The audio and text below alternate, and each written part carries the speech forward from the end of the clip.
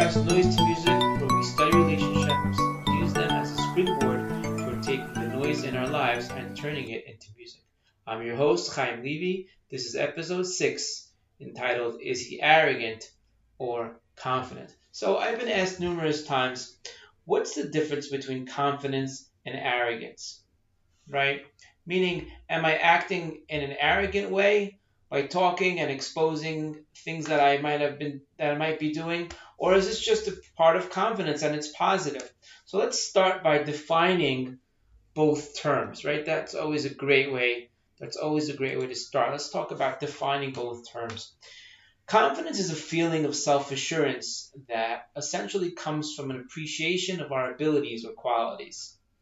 A person understands that they're self-assuring themselves, they appreciate what they're able to do, and they're realistic about their qualities. Now, arrogance, for example, is characterized by having an exaggerated sense of our importance or abilities. And the word here to be stressed is exaggerated. We need to discover and discuss what's the reason a person is pushed or acts in an arrogant way. What's the core of it? And this theme will kind of take us throughout this podcast. Well, arrogance essentially comes from a low self-esteem, a void within that a person feels that they have to exaggerate what it is that they're doing. I was asked by a student once that every time they do something positive, right, they're involved in some type of chesed, in some type of charity organization, they always feel the need to kind of flaunt what it is that they do. And they were genuine about it. And we kind of got to the point that it's coming because the person is feeling a void within themselves. They're not able to feel confident and good and sufficient with the actions that they do. They need something external to validate it. So arrogance is kind of coming from a similar place. This student wasn't being arrogant, but the concept is the same. The source is the same. There's a void inside, whether I know about it and it's subconscious, or whether I know about it or I don't know about it, or it's just a subconscious feel. Arrogance is coming from a void that I need to fill. Now, the Malbim in his Sefer HaKarmel discusses it from a Torah perspective, because it's very interesting to know. We'll talk in the next podcast about humility more at length. Here he notes 3 characteristic traits of arrogance. Number 1, it's a magnification of a person's accomplishments and positive attributes to the extent that this leads them to number 2, which is overlooking their shortcomings. All right, so number 1 is they're magnifying their own accomplishments. You're having a discussion with someone, right? And that person feels a need to, really magnify what it is they do. Number 2 is they overlook their shortcomings. Number 3 is they expect praise from others in a very unbalanced way. And number 4 is they look down at people that are considered to be less accomplished than themselves, right? All that is coming from what? Why are they looking down at people that are considered less accomplished than themselves? The reason is because there's 2 ways to become great. There's 2 ways to excel in a classroom forum, in a group forum. You could either put everyone else down, and then you by default stay great. You're the only one standing. Let's say you speak lashon hara, you speak bad, slander. You talk behind someone's back. You're putting them down. You're left standing. Or you can allow everyone else to be at the level that they are, but you just work harder and excel in the situation, and thereby now you're the top. Okay. The first case scenario, what happens is a person's void inside. They have a lack of self-value, so they act in an arrogant way in order to put everyone else down. Now they're the best by default. The second case scenario that we said is essentially the person confident with themselves, and they're even comfortable praising the others, but they understand that they excel. They're the best at whatever it is, the topic is, or whatever the situation is. The Chovat HaLevavot, Duties of the Heart, discusses the fact that arrogance can even be on spiritual accomplishments. A person can use good deeds, things that are quality that are characterized as good deeds, and use them towards their benefit in an arrogant way, right? They could use their wisdom. They can, they can use situations that they have an advantage because they have the upper hand in something.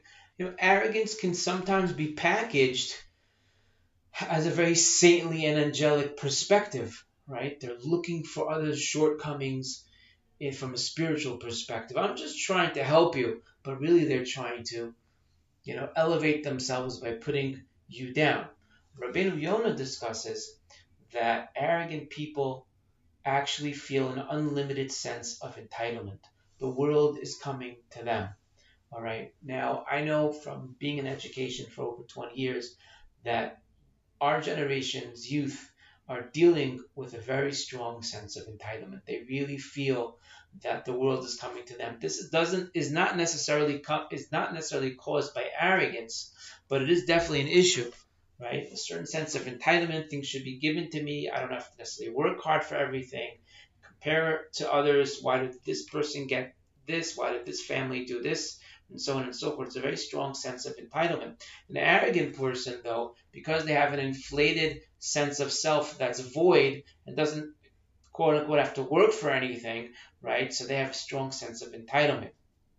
Now, the Gemara in Sotah, the Talmud in Sotah, page 5a, discusses the fact that an arrogant person is effectively uprooted by even the slightest wind, even the smallest misfortune that might go wrong, whether it's at work, whether it's in dating or a relationship, can tear them up and cause them to feel a loss. Why is that?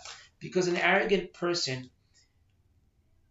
his sense of self is coming only from him. And this is the part where the Torah really steps in and helps us really get a sense of confidence as opposed to arrogance. Because confidence is when we, as we said in episode 1, and I urge you to go back to listen to that if you didn't, confidence is built on the fact that, number one, God appreciates and loves me and takes care of me, and so on and so forth. So my sense of self-worth is given to me by God. It's a birthright, so to speak. All right, and it's based on good deeds, good actions, repeating themselves, and a sense of self-worth. So the confident person is okay with failing. If something goes wrong, it doesn't shamble and destroy them. Why is that? Because they are full inside. The arrogant person, because they're empty inside, whenever something doesn't go their way, it uproots them. It's like a hurricane coming their way. And in an argument, an arrogant person could never accept criticism. We'll talk about that in a moment. A confident person is very comfortable with it. It doesn't destroy them to the root.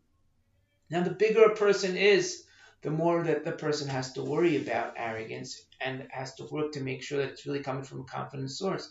The Torah teaches us that a king had to walk around with a little miniature Torah on his arm, right? He had to have this little Torah that was attached, that was kind of placed on his arm to remind him all the time that because you're so great and because you have the situation, you have to make sure not to lose sense.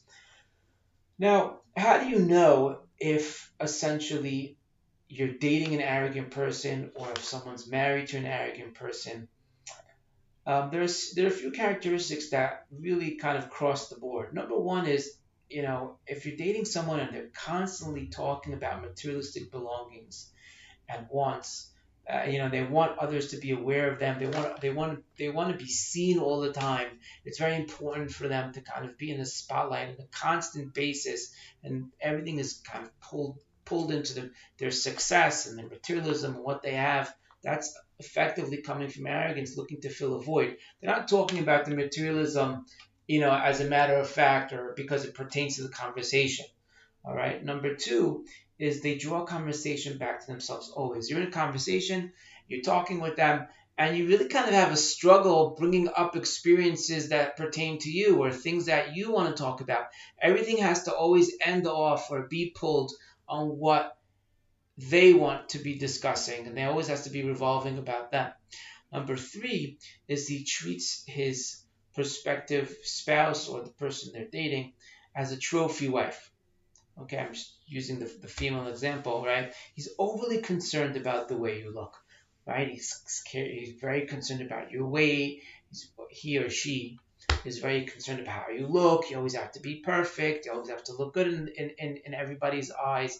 You have to. Why is that? Because you to him are just, a reflection of him.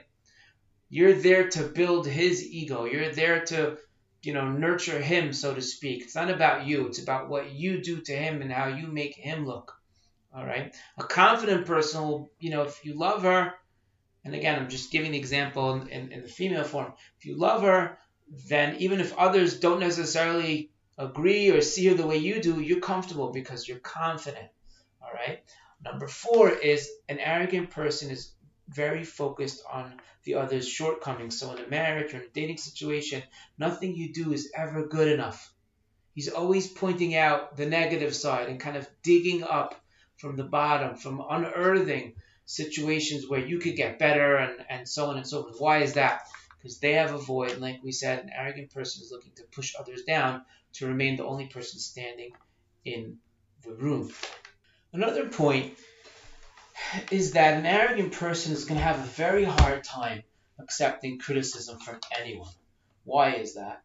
Because, like we said, criticism is a reflection of them not being good, and then they get broken down to the core. A confident person is going to be able to accept criticism even from those that are younger than them or quote unquote less than them or less important to them, less knowledgeable than them, because a confident person looks at the core of what's being said. A couple could be having an argument. So if you're arrogant and insecure, then you're going to defend and argue to the death. If you're confident, then you're able to say, hey, the way you're saying it to me is not right, and I don't appreciate being yelled at or name calling, whatever it might be, but you are correct. I did overreact. I did show up late. I was insensitive.